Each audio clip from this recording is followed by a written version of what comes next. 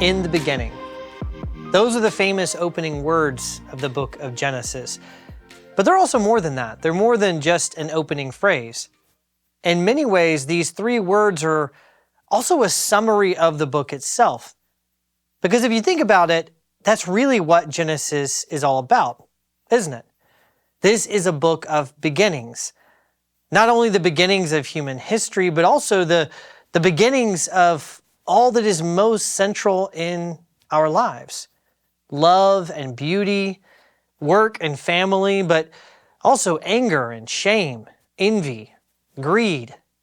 It is in Genesis that we discover the beginnings of God and the ways of God, of sin and redemption, doubt and faith, idolatry and worship. Genesis is a book filled with beginnings. And yet, these beginnings don't just tell us what happened in the past, although they certainly do that. They also tell us the truth about our lives in the present. As the Jewish philosopher Leon Kass once put it, Genesis shows us not so much what happened as what always happens. And by holding up a mirror in which we readers can discover in ourselves the reasons why human life is so bittersweet, and why uninstructed human beings generally get it wrong. Genesis also provides a powerful beginning for the moral and spiritual education of the reader. In this study, we will read through and discuss this book with that in mind, asking not only the question, what happened, but what does this have to teach us about what always happens in our lives today? How do the many beginnings of Genesis provide abiding moral and spiritual instruction? And as we begin this study, I'd like to highlight a basic rule for reading and interpreting the Bible, a rule that I learned from St. Augustine.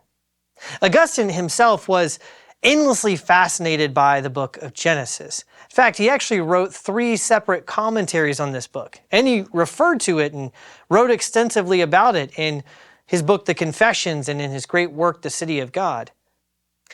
And if there's one thing that Augustine understood well about this book, it's that Genesis is not always easy to understand. For instance, what exactly does it mean when it talks about these days of creation in Genesis chapter 1? What did Adam and Eve gain exactly from the tree of the knowledge of good and evil? Why did God create human beings to procreate as husband and wife rather than in some other fashion? Augustine puzzled long and hard over questions like these. And sometimes over time, he questioned whether his interpretation of a specific passage was the correct one. But he also recognized that the purpose of reading the Bible is not simply to identify the correct interpretation, to get the right answer.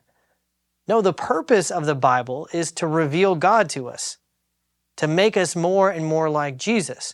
Or as Augustine puts it in one of his writings, the fulfillment and end of Scripture is the love of God and of our neighbor. I mentioned that at the start of our study because I recognize that as rich and rewarding as this book is, it's also a book that tends to provoke disagreement and controversy among Christians.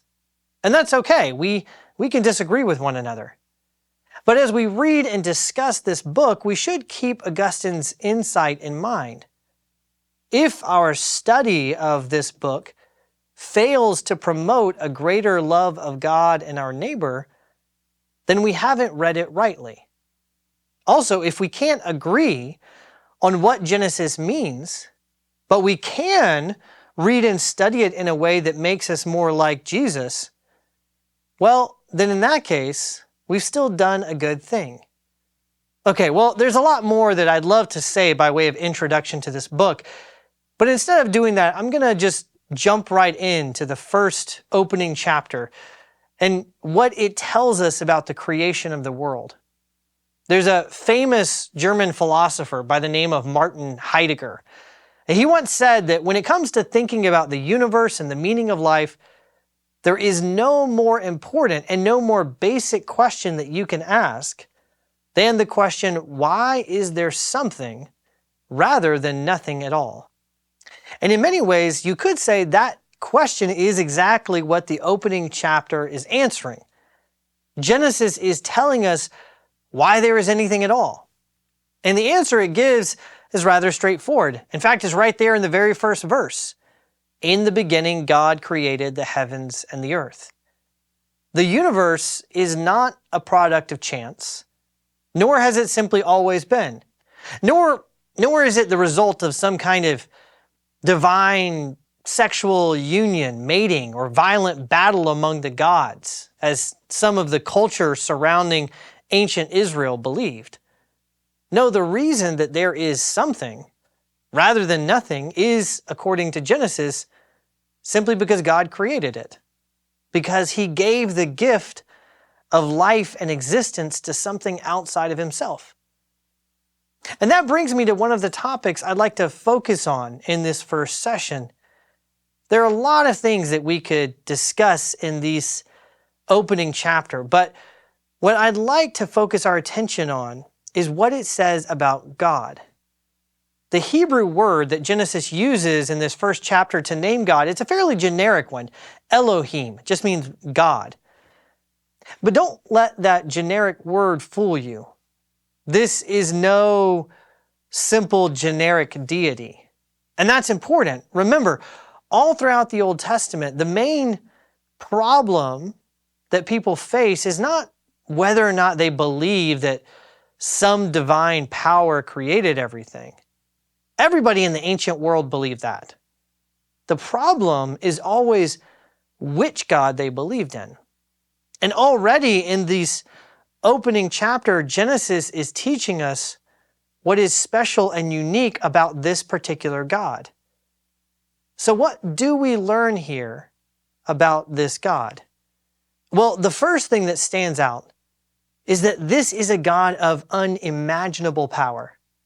It's something that really strikes you if you compare this account of creation to some of the Babylonian creation myths that were around during the time when Genesis was written. Much like in later Greek and Roman mythology, the gods in these Babylonian stories, they had to struggle and fight to bring some kind of order to the primordial chaos of the universe. But not the God of Genesis. He doesn't struggle. He doesn't fight. In fact, He needs to do nothing more than speak the world into existence. There's a repetitive pattern to the days of creation. On each day, God says, "Let it be." And then we're told at the end, "And it was so."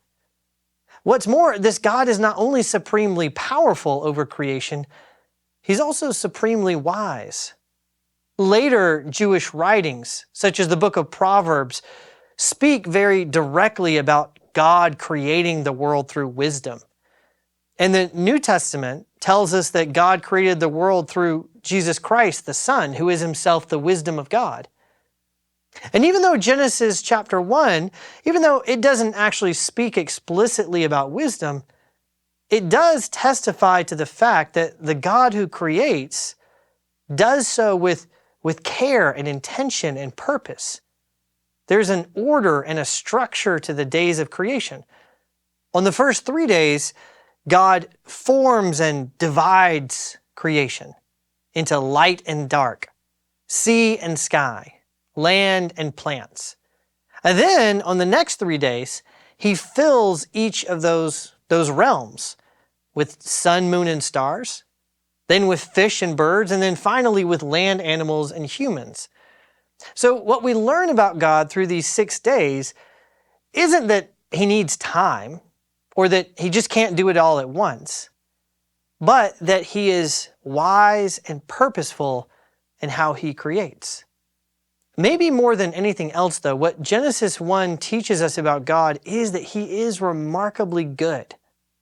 One of the things that stands out about some of those other ancient myths I mentioned earlier is that they tend to suggest that the reason the gods create the world in general, and human beings in particular, is either because they just can't help themselves or because they need something.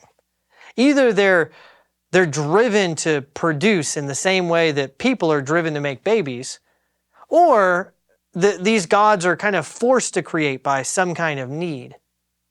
But again, the God of Genesis isn't like that at all. He doesn't create out of compulsion or out of some kind of need. In fact, if you read Genesis 1 and ask the question, why does this God choose to create anything at all? The only real answer you'll get is that he did it because he wanted to, and because to do so is good. In fact, that's the verdict that he himself gives at the end of almost every day of creation. He sees what he has done, and he blesses it by saying that it is good. Of course, this story of creation has a profound effect not only on how we think about God, but also how we think about ourselves and the world around us. Well, let me say something briefly about each of these.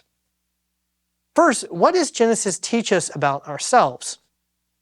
Well, the 6 days of creation culminate in the creation of the human species in verses 26 and 27.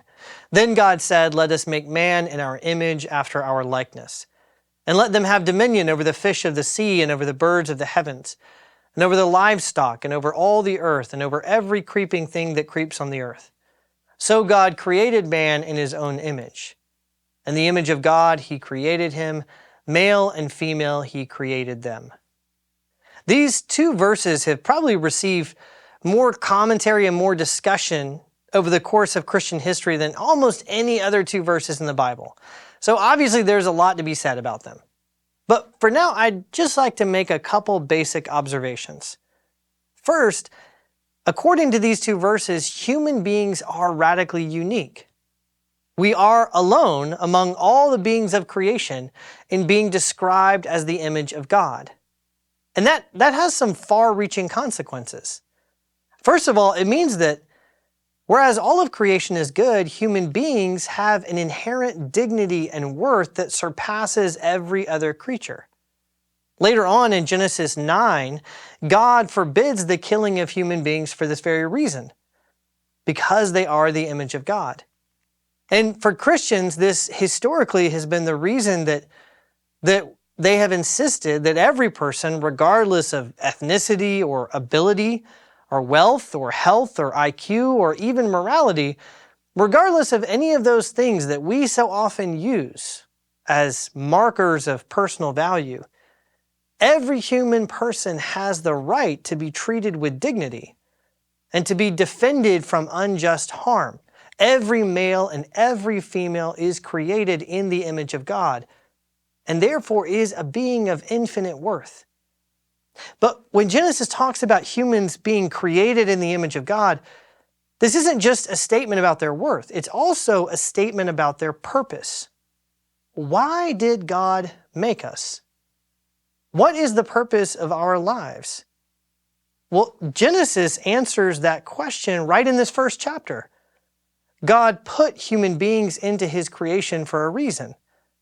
They are made to serve as his image within the created order, which means that we were made to be mirrors, as it were, to be visible reflections of who God is and what he is like. Later on in the Bible, in books like Leviticus and Deuteronomy, the people of Israel are told that they have been set apart as a nation to be holy as God is holy, and that by their lives they should bear witness to the character of God. Now, Jesus himself picks up on this theme in the book of Matthew, where he tells his disciples to be perfect as their heavenly Father is perfect, and also tells them to let your light shine before others so that they may see your good works and give glory to your Father who is in heaven. This is a running theme throughout the Bible. The people of God should imitate God in the way that they live, and by so doing, they should show people what God is like. But as it turns out, this isn't simply the vocation of Israel or of the church. As it turns out, this is the purpose for which human beings were made in the first place. In the image of God, he created him. Male and female, he created them. Who God is, what it means to be human, it's all right there, right in the opening chapters of Genesis. And finally, in this story of creation, we also learn something very fundamental about the world around us and our relation to it. In 1967, a professor of history at UCLA, a man named Lynn White, he published a very influential article in the journal Science, an article entitled "The Historical Roots of Our Ecological Crisis." White was very concerned by what he saw as the exploitative modern attitude toward the natural world and the way that people use the world around them in nature simply for their own purposes. And the roots of that attitude, he said, they go all the way back to the book of Genesis and to the way that Christians have latched onto that statement in chapter 1, verse 28, where God tells the man and woman to be fruitful and multiply, to fill the earth and to subdue it and have dominion over it. What Genesis is suggesting, according to Professor White, is really that nature has no other purpose than to serve human interest, to be controlled and exploited and used for whatever humans want. And that's exactly the problem. We treat nature badly, and the fault lies with Genesis itself. Well, like I said, that article ended up being very influential, and the basic thesis has been repeated many times since. But the truth is that as good of a historian as Professor White may have been, he wasn't a very good reader of Genesis. For the declaration that humanity is to rule and exercise authority over creation, it doesn't give humans license to do with it what they want. All throughout the first chapter, God affirms the goodness of creation itself. He blesses it. He gives it its own value. And when he tells the man and woman to exercise dominion, he isn't saying, well, do with the land and plants and animals whatever you want. He's telling them that they are to steward and shepherd creation, to serve as his own representatives, guiding and shaping it in ways that reflect God's own purposes. In fact, if you read carefully, you'll notice that God doesn't even give them permission to eat the animals until much later after the flood. But that's all for a later lesson. For now, what's important is to notice that the God that we meet in the beginning of Genesis, this is a God of infinite power, wisdom, and especially goodness, who creates human men and women to serve as his representatives, to guide and cultivate the good world around them in ways that reflect his purposes. That's how the Bible begins. And that is also the essential place, the beginning place for us if we want to understand who God is and who we are and what we're here for.